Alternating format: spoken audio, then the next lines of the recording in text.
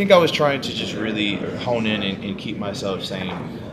Especially when you start seeing misinformation online and people buying into certain stories and making up these misconceptions of you. The worst thing to have is when your integrity and your reputation is questioned by someone you don't know, right? I think that's the worst feeling to have, because if you move with intent, if you move with good purpose, to have that question is not a good feeling. On top of that, I really started to lose myself in a sense where I didn't know what I don't know. I love wrestling quite a bit, and to not wrestle does not feel good. It loses my sense of fulfillment in this life. And so I had to do a lot of keeping myself together, reading books, still going to the gym and working out. I'm just glad to be in a better space of my life than I was a year ago. And I had a moment yesterday where I was having breakfast where I was like, wow, my life is so different than it was a year ago. You know what I'm saying? And I'm the North American. It's just wild. It's just crazy to think about. Thank you. Speaking of misinformation, a few years back, the security cam footage leaked of you being backstage here. I know. How upset were you with that, and how actually disgusting is it that people can just get a hold of security camera footage and reveal things that shouldn't be seen? You know what? At the time, I thought it was kind of like weird and dumb. Didn't really understand the significance of it till the following day. But I think stuff like that is like kind of crazy. I think certain people overstep a line doing that type of stuff, and there's nothing to gain from it. There is an intent behind doing stuff like that. You know, it is what it is. I don't regret anything like that. I didn't do anything wrong. But just very odd. A very odd situation, and anyone can be like, well, that's the industry that you're in. You got to be used to it. I don't accept any type of weird behavior, whether it's at an airport, whether it's at a security footage. I don't accept none of it just because of the industry that I'm in, or just because of the status that I have. We're all people that should have some type of decency amongst us. So, yeah. I should have sued, Should have sued Alamo. I know you've spoken about the name changes for it. Ricky Saints, and it was about New Orleans and home and all that.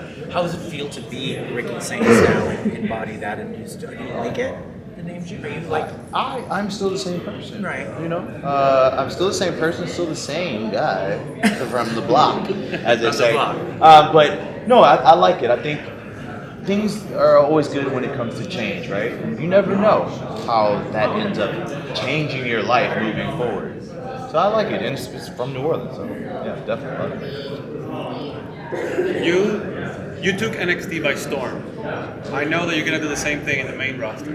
Who will you like to face in the main roster to make it statement? Like, I'm here, this is my show, my time. Wow, that's a great question. There's so many people. I've been saying Seth Rollins a lot. So I'm gonna stick to it because I want you guys to say I'm a liar. He's a liar. Ricky, I want to ask you, obviously the industry has changed a lot in the past 5 years, and I think one of the cooler things is that everyone's history has kind of been acknowledged. For you, on the other side of it, actually inside the ring, how does that feel? My history? And just having that be acknowledged and all that, yes. Wow, I like it. I think it's, everyone tells me I have a very unique story and how, not even referring to the previous place I was at, but just my story getting here, right? NWA, too. A lot of people don't know that the day that I actually signed on screen the NXT contract, it was 8 days removed from the fact that I got turned down for a tryout. So it was incredible to have that be a part of my history. And, I like the fact that the stories are intertwined with history and it acknowledged. I think it gives people a little bit better insight to the wrestler and the things they've had to go through to get here.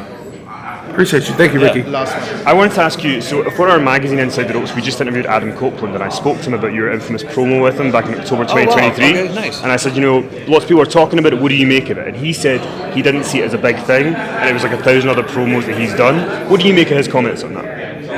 Good for him. Thanks, everyone. Last one, very quick. Just the name change. Obviously it has significance for New Orleans, but was it always like Ricky something, or like how did you go about deciding Saints was going to be the name? There wasn't much thought besides I was looking at some old. I had an old yearbook and was looking through some stuff, and it had a huge Saints logo on it. And for some reason, I was just playing around with it, and it was just going to be ST period. But I said, well, maybe I should just spell it out. So yeah, awesome. Thanks, man. Yeah, for sure. Take care.